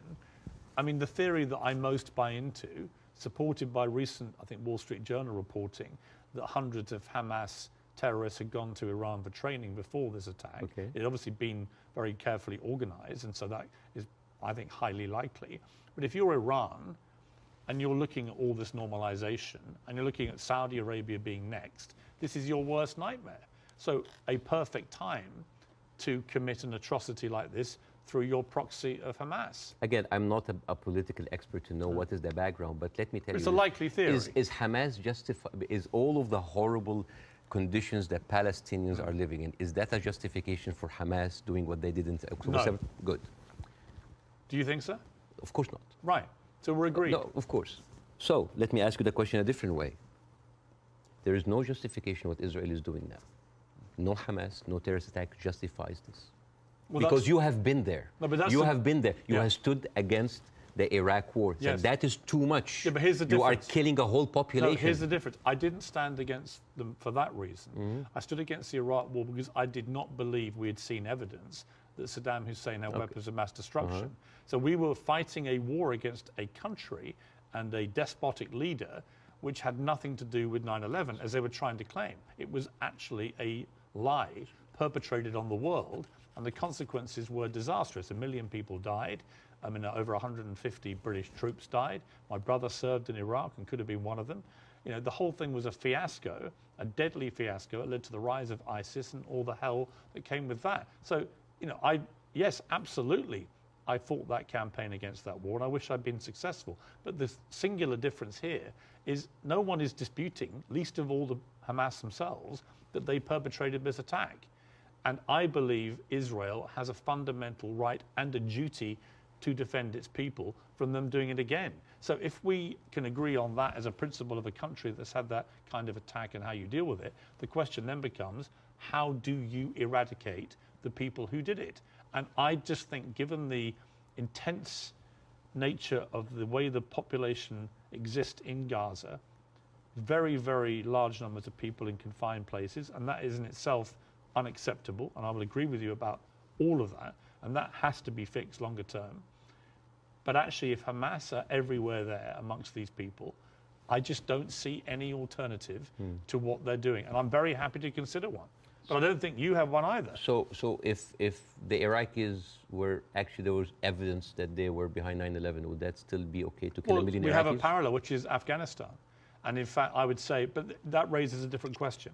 So was the Afghanistan war just? I believe it was, in a way that Iraq wasn't. I believe that Afghanistan was harboring terrorists, Al-Qaeda. We know that they were training there. We know the Taliban were there. And we went in, we launched this war. It goes on and on and on. Huge bloodshed on both sides. And in the end, after a ridiculous overnight pullout by America and President Biden, the Taliban are back in charge and waging the same kind of medieval rule they waged before all this. So you've got two things. Was it justified to strike back at Afghanistan for harboring Al-Qaeda? I would say yes. Did the means in the end justify the war? You could argue no, actually, because actually you ended up with the Taliban back in charge. So they're two different things. And it may well be here, by the way, as I've said, that if Israel pursues this ground invasion, it backfires horribly. It leads to a much wider conflict involving many other people, possibly including Iran directly. And it could be a horrendous escalation and a massive war raging through the whole region. And that is my fear about it. But I come back to the central point of justification, and I'm really struggling to see what else Israel is supposed to do to get rid of Hamas. And if you've got an alternative, let's hear it. I do. Piers, this is never about Hamas. Believe me, it is never about Hamas. If somebody tells you who they are, listen. Israel has been telling the world all the time, they need to clear the Gaza Strip into Egypt. You think that's always been the plan? Always there. I mean, they have said it. They have said it many times. Why does Egypt take them? And do you think when Egypt takes them, do you think they'll go back? No, never. And then when they're done with Gaza, they will go back to the West Bank. They will kind of like build the settlements around them, and then until they push them into Jordan, because that is the plan. They have talked, not just Benjamin Netanyahu, everybody said like there's no state, two states. It is one state, and it's for the Jewish I don't people. think he believes in a two-state solution. Nobody believes in a two-state solution. It is one state. But nor do Hamas, obviously, and they're the ruling authority in Gaza. They don't. You see what you're comparing? It's a militant group. It's a small militant group. But they are Israel as a nation. They are the elected political leadership. They were elected in 2006, and 50% of the people in Gaza right now are under the age of 16. They were not even born. I understand. Yeah, like so. And the all right. So Bassem, let's agree about that. But that's the circle state. I understand. It's a circular firing squad. Hamas.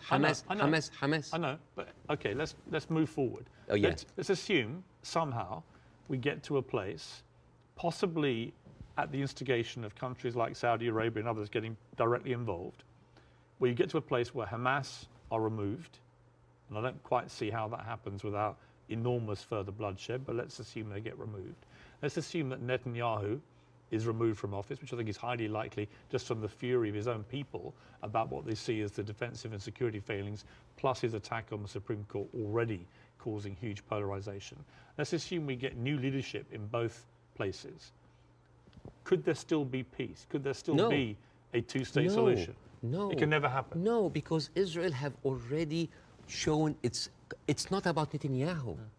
It is the policy of Israel not to give the Palestinians their seat. It has always been there. But what if you find leadership that understands? You will not. But why are you so... You will not. Why do you not think so? Because Israel has been, you know... But they would say the same about the other side.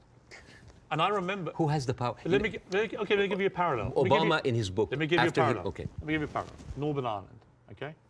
Northern Ireland appeared to be completely intractable, with the IRA and the loyalist paramilitaries trying to kill each other. In the IRA's case, trying to kill British people as well, because they did not want this to go the way that people wanted it to go. And ultimately, we got to peace because we found leaders who actually had the courage, moral courage, to get in the room with the people that were trying to kill them and to do a deal. I don't think you can do that with Hamas. I think they're on a different scale altogether to the IRA. But we did have a seemingly intractable place riddled with violence on both sides, and eventually we got peace. Do you not see there's any chance of doing that here? No, not with Israel. Obama, after he left office, he wrote in his book, the problem with the Palestinian-Israeli conflict is that one side is extremely powerful and one side is extremely weak. There is absolutely nothing to oblige that strong side to give anything. All over the years, Israel showed you many times that they are not interested in peace. Leave Gaza. Forget Hamas for a second. The West Bank. What have they been doing in the West Bank? The illegal settlements did not stop a single day. No, they no. Are and it's completely wrong. Yeah, but the thing but is, it's wrong. I agree with you. But you see what they're doing in the West Bank right now? They are creating little Gazas. They are creating little Gazas. Yeah. And until they are like squeeze them. It's completely wrong. There is a hilarious documentary called The Wanted 18. It is like an Israeli-Palestinian co-production. And it tells about the incredible story about the residents of Beit Sahur. It's a Palestinian town next to the Nazareth. And they said they don't want to depend on the milk coming from the kibbutz. So they bought 18 cows. 18 cows. And they didn't know how to milk the cows or have a cow farm. So they were like engineers and doctors. So they sent people to kind of like to learn how to do the farm. So they bought the cows and they started to produce milk and they started to sell the milk to the villages. The Israeli authorities were not very comfortable. So one day the military government came in and said, like, those cows, and I quote, constitutes an existential threat to the national security of the state of Israel. You need to get rid of them. And the movie goes about like the hilarious attempts of hiding those cows between the butchers and the houses. And in one scene, a cow is actually running and the Israeli soldiers are like running behind it and they corner it and they corner it and they're about to kill it. And you know what did the cow say? You didn't fall for this, cows don't speak. Yeah! But you know, it actually said something. You know what did it say? It said Hamas. But anyways. But you see, this is the ideology of the Israeli ruling party. They are not interested. They're not even allowing you to get your own cows. I mean, I want to discuss something that is very important because we have been talking about Israel being a democratic state, a secular state for all of its citizens, including its Arab residents, right? Wrong, yes. Wrong. 2018, there was a resolution that was offered in the Knesset that say that Israel should be a state for all of its citizens. That seems basic, right? That resolution was not even allowed to be discussed. It's like, wait, why? And the rebuttal was, Israel being the state of all of its citizens would threaten the character of the Jewish state. There is, I have a friend of mine, his name is Andrew. He's Palestinian Christian. They do exist. And his family comes from a town called Tarshiha. As many Palestinian towns, these would like, you know, had another Israeli town called Kafar Vradim. It is a left-leaning town. They voted against Netanyahu by 70%. And they announced an auction to sell houses. And then they noticed that most of the applicants were Palestinians. They canceled the auction. Why? Because in each Jewish town, there is something called admission committee that can decide who can live in this town. Sounds like Jim Crow for me. And then they canceled. And you know what they say in the reason? They say, Kafar Vradim welcomes all citizens of Israel, despite the race, gender, or color. However, the majority of the town would like to preserve the character of the town as being Jewish, Zionist, and secular. How does this go together, secular and Jewish aside? You know, and this brings me to this picture. This is a very famous picture. You know, remember this picture? I'm sure you've seen it. Yeah. This, for the people who don't know, this from San Augustine, Florida, 18th of June, 1964. This was a white-only motel. And these are black activists who wanted to defy the law and jump into the hotel. This guy is the owner of the hotel. His name is James Brooke, and he was pouring acid to scare them out of the hotel. His neighbor said that James Brooke was a victim because he was just following the law. And you know what James Brooke said? He said, it's not like I don't like black people. I just don't like them in my swimming pools. Now, if an official said that, wouldn't you say that this town has kind of a systemic racism? Yes. This quote was not said by James Brooke. It was said by Deton, the head of the Galilee municipality, when he said, I don't like Arabs. I don't just like them in my swimming pools. The town of Nazareth Elite, 2010, the Arab Christians in the town, they requested to set up the Christmas tree next to Nazareth. This is the birthplace of Jesus. And you know what they said? We cannot have it because non-Jewish symbols would offend Jewish residents. But this comes back to what you were saying at the start, which is about the hate on both sides. No, I'm not talking about the hate. I'm talking about this shining example that Israel won't tell the world that we are like the Western world. We are secular. I don't know if you know this, but they're not just like secular, like Christians against their own Arab. I'm talking about like Arabs with Palestinian, with Israeli identity. I'm talking about them being even racist against their own people. 1950, Yemenis immigrants that came from Yemen, and they were in the transition camp waiting to be transferred into Israel. Their kids were taken away from them and given to white Ashkenazi Jews because they were not white enough. But Bassem, what would happen if a Jewish person went to Gaza? Why would they go to Gaza? Exactly. Even I wouldn't go to Gaza. Exactly. That's my point. Yeah, it's a dystopia. Who would? But like, but I'm just. So it's not just.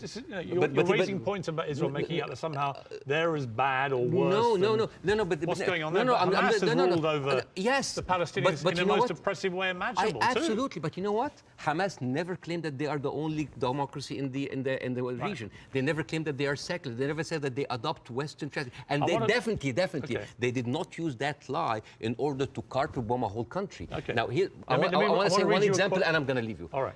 Israel, you think that Israel will like, by the way, the whole thing about the Yemeni children, you can find it in New York Times. It's called like the lost children of Israel, the forgotten. But even when Ethiopian people were immigrated to Israel, Ethiopian Jews, women then report, 2013, that's not like 50 years ago, they reported that they were given against their consent and without their knowledge contraceptive shots so they wouldn't reproduce because they are the wrong color. Israel is a racist, apartheid country that is projecting this shiny example of secularism and democracy for the people so people can accept whatever they do because they look at Palestinians as lesser people. This is the whole point. This is the whole point. And I would like to quote Winston Churchill. He had a quote that say, I don't believe that we have made a great wrong to the Red Indians of America or the black people of Australia because they were replaced by a higher race, a stronger race, a more world-wisely race. This is why Queen Rania is criticizing the West. This is why we here said, like, where are your values? Because this is the crux of the problem. It's not Hamas. It's not Palestine. It is people looking at us as lesser human beings. Bassem, I don't dispute the characterization that a lot of the Israel administration look upon Palestinians as lesser people. Otherwise, they wouldn't. They even look at the Ethiopian Jews and Yemeni Jews like less. I wouldn't dispute that. I want to quote you to end this. No, why would you end this? Don't end this. We'll be talking for 2 hours. Why not? At some point, we're we have having to end an amazing time. We can do another interview. Well, this one goes big. I think this is a neat way to end it. He said, I actually believe there is a middle ground between everybody and they can meet. I direct my criticism for the extreme of each one of them. That was you, Bassem Youssef. I agree with that. But I don't share your view there can never be peace in this region. I think there can't be with the current leadership structures in both countries or both places. But I definitely think you've got to be optimistic about peace. You just need to find people I looking hope forward so. to it. I hope so. But the reason, listen, I refused to come on your show when your producer first called me for the first interview because I was scared. I was afraid. For me, that was a career suicide. Because I'm talking. This is even important because you are someone who's always talked about like against cancel culture, about like speaking your mind out, speaking your mind out. I left Egypt and I came to America, the land of the free, the home of the brave. But I didn't know that there was a fine print said that you cannot speak about Israel. I have issue with that. Israel is a foreign country. They're allies. Good. But you can speak about Israel. How many people lost their jobs? Even Bella Hadid. Bella Hadid, by the way, She hasn't lost her job. No, but she talked about death threats. She's talking about like being silenced. Sure. By the way, Bella Hadid she's Palestinian. And you know who else? Gigi Hadid sisters. I love the Hadid. They are with us. Yeah. Anyway, so I know them both. They're very nice. Yeah, but the thing is, if you are that high and you cannot speak about it, and it's not about Well, you can. You just have to. You can. I mean, I've spoken out about these issues, and you get shot at, not literally, but metaphorically, all day long on social media. But that shouldn't stop people from doing it. I'm just like wondering, as an American, You do? As an American, yeah. But like, I'm doing now because like the first interview went well. Right. I'm doing that because I want people to see that you can really speak up and not just get canceled, but get rewarded. My career is going fine. Yeah. It's great because I want people to have the courage. There should be no limits. I'm kind of like so confused as an American citizen why every American presidential candidate have to go and kiss the hand and bend the knees to AIPAC. This is a lobby that works for a foreign country interest. Why don't we have like a lobby for Saudi Arabia? It is they're giving us more money. You know the great thing? You can say that here.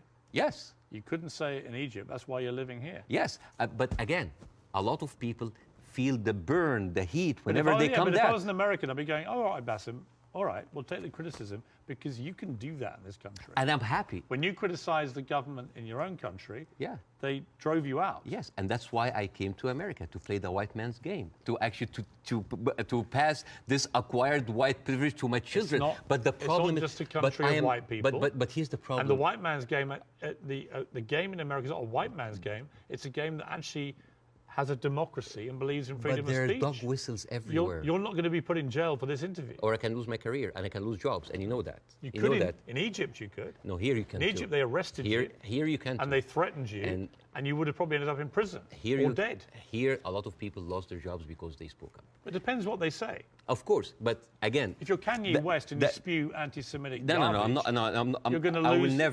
I will never adopt that kind of point of view. But the thing is, there is dog whistles everywhere. As I told you at the beginning, you cannot just say it's like anti-Semites. Like, I mean, now, how come that the Palestinian flag is outlawed? By the way, it's outlawed in Israel. If you raise the Palestinian, you go to jail. And now they're saying like the Palestinian flag is a pro-Hamas. No, it's not a pro-Hamas. You know, I was doing a comedy show in Arizona, and a guy was like wearing like a kufiyya, like a scarf, and I took it, and I'm not like in hyperbole and like wearing symbols, but I just took it because like, why are we gonna outlaw colors and flags? That is absurd. That is not right. I agree. I don't think you should, but you should certainly outlaw Hamas. They're already outlawed. I mean, I'm not supporting them. They're a terror group. Okay. But the people with the power, the people who supposedly have the... And you should, by the way, I will say this, you should be able to criticize the Israeli government without being accused of being anti-Semitic. But I have in this interview repeatedly, and I'm not anti-Semitic. I just have a problem with all of what the Israeli government's been doing. And I have a problem with how any criticism to Israel by some circles here are considered anti-Semite. This is not fair. But a lot of the people doing it are actually anti-Semitic. Yes, but also a lot of Zionists are against Israel, that they hate the Jews. You know, we've discussed that. I want to end on a happy. But before that, I want to just like say 2 words about the media, which is, please. Sure. Mr. Zomlot, the Palestinian ambassador that you have, this guy lost 6 members of his family in an Israeli strike.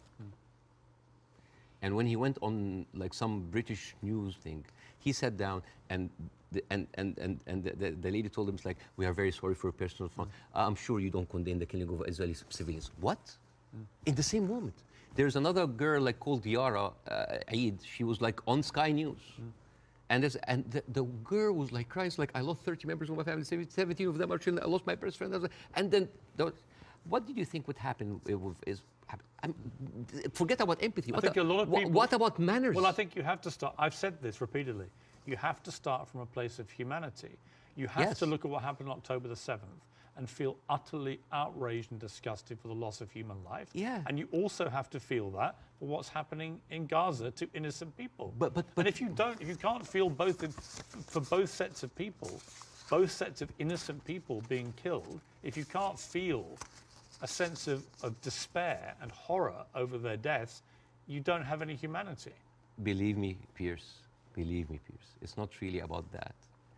There's a deep sentiment in the Middle East, in Arabs, that the West do not look at us as equals. Well, you know what? So what I did, I went to the machines. Yeah. And I asked ChatGPT simple questions. Do Israelis deserve to be free? And you know what they tell me? Yes, Israelis deserve the right like any other people. And then I asked the same question, do Palestinians deserve to be free? And you know what they tell me? It is complex. It is a sensitive issue. Well, it's not complex. It's not sensitive. The Palestinian people should be free. Yeah, but even the machines have... Let me finish. And they should have exactly the same rights to freedom and freedom of expression and a way to lead their lives and to water and to power and to internet that Israelis have and we have here in America and we have back in my home country of the UK. And I want that for the Palestinian people. We've got to end it there. Okay. Mainly because I've worked up a hell of a hunger in 2 hours of interview, and you have brought your wife's cooking. So tell me again how I do this. Okay, so basically... Take a piece of this, put it in the olive oil. Yes. Which is from the West Bank. Yeah, from the West Bank. And then a little bit of this. Yes. Like that? Yes, yes. This is like amazing oil coming from the olive tree. This has come from the West Bank. Since 1967, Israel have actually uprooted 800,000 olive trees, just to... That is absolutely delicious. I know. Please thank your wife for me. Thank you. Wish her all the best and her family, particularly those who are obviously in Gaza. It's been great to see you. Thank you so much. In America. Let's do it again. Let's do it again. Let's keep talking. Yes. I honestly think the way through this is people keep talking. Yes. Good to see you. Thank you so much.